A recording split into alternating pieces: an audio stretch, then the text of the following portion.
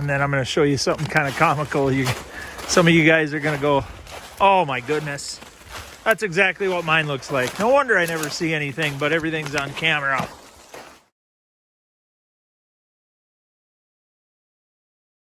All right, guys, that big white pine at the back of the swamp there, that'll eventually have a blind at it.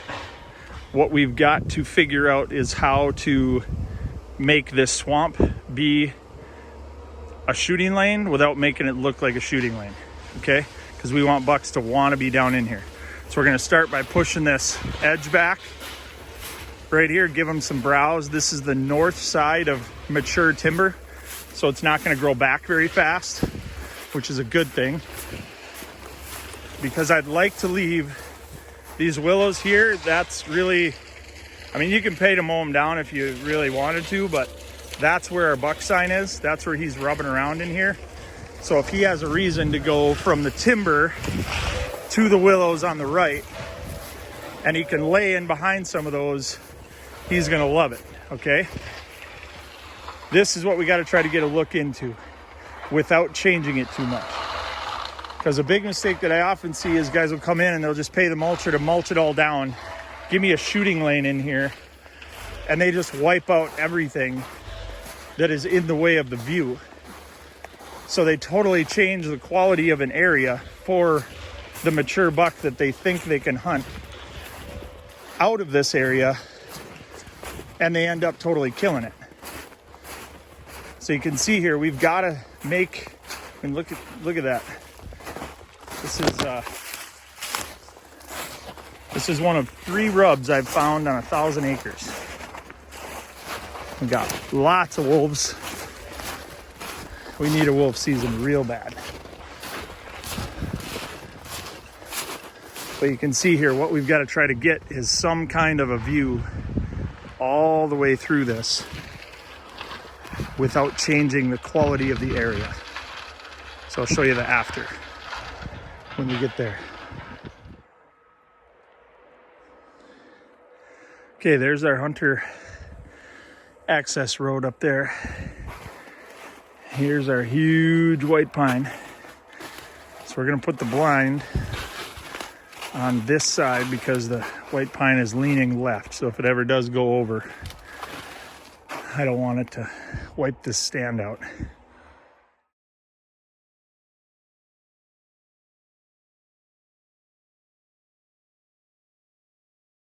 We're gonna put the blind in here first. Once we get the swamp done, you know, down in there, when we know we've got a good view just in the swamp, what we're gonna do is take out as little as possible close to this blind so that he's still got a little screening in front of him. We'll even hinge cut some stuff just right in front of this thing, pile some crap right in front of this blind so he can get in and out of here.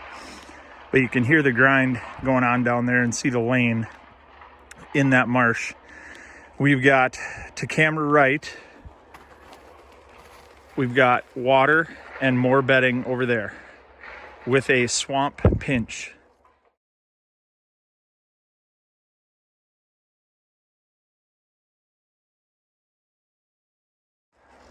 And then going camera left, we've got more bedding, more little nugget food plots.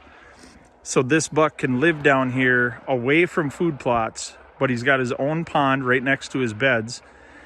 And we've on purpose built stuff for does quite a ways away. That one's 100 yards. This one is actually on the other side of that marsh. I mean, we're pushing 300 yards from the buck.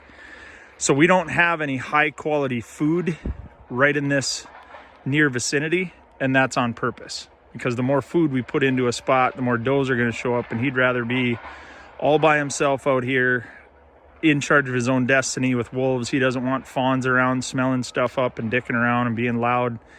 He wants to be in charge of his own life and his own safety. So that's what we're doing here for this buck, and this client is going to have real easy access to hunt a great swamp pinch, but he's not going to have to go into it to see into it. He's just going to get to benefit from the movement around this thing. All right, so the skid steer is working right over there towards the back end of the shooting lane. So the lane runs right down the opposite edge of all those willows. So we didn't really change anything up in here. And this is where we've got a bed. So get down in here and just see what they like. Why are they in here?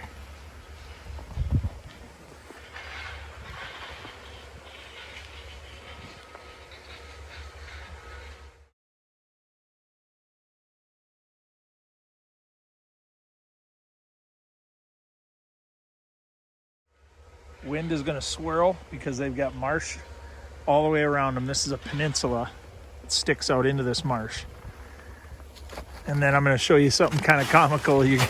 Some of you guys are going to go, oh my goodness, that's exactly what mine looks like. No wonder I never see anything, but everything's on camera.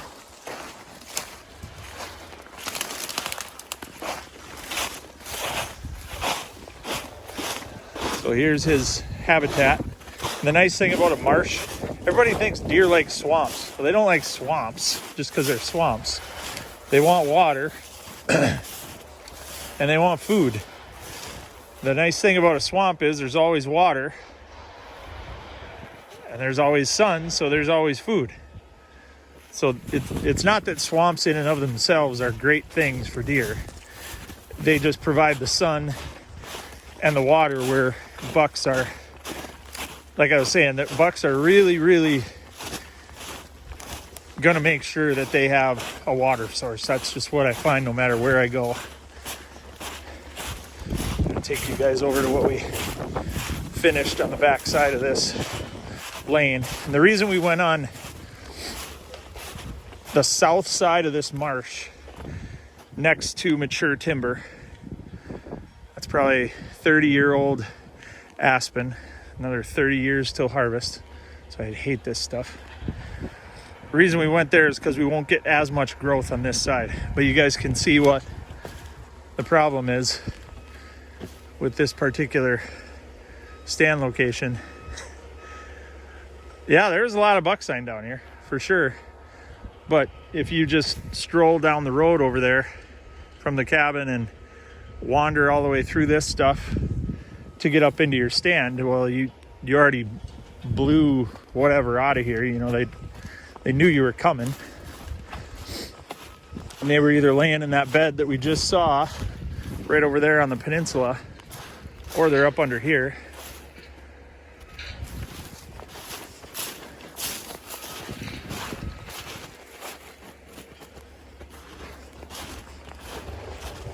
Right, he's got these options all the way around this place. There's another point right there.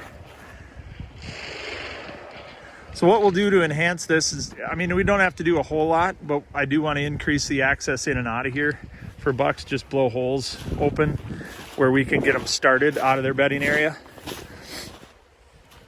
But we'll probably, every aspen that's leaning out into this marsh, we'll probably tip that over, give them a little more regen on the sides. And then you can see way back there, that tallest white pine, dead center of the camera frame, behind those aspen, that is going to have the blind right next to it. So what I've got skid steer doing right now is doing a bit of hinge cutting for me. There's an elm and a red maple there, and I told him to see how good he is. See if we can hinge cut those two in a 25-degree weather and get them to hold on with nothing but a drum mulcher. We'll see how that goes. All right, guys, we're going to show you the finished product of this shooting lane that we did to maximize our hunter's view while at the same time maximizing as much habitat as we could that didn't change it a huge amount for the mature bucks that are using this area.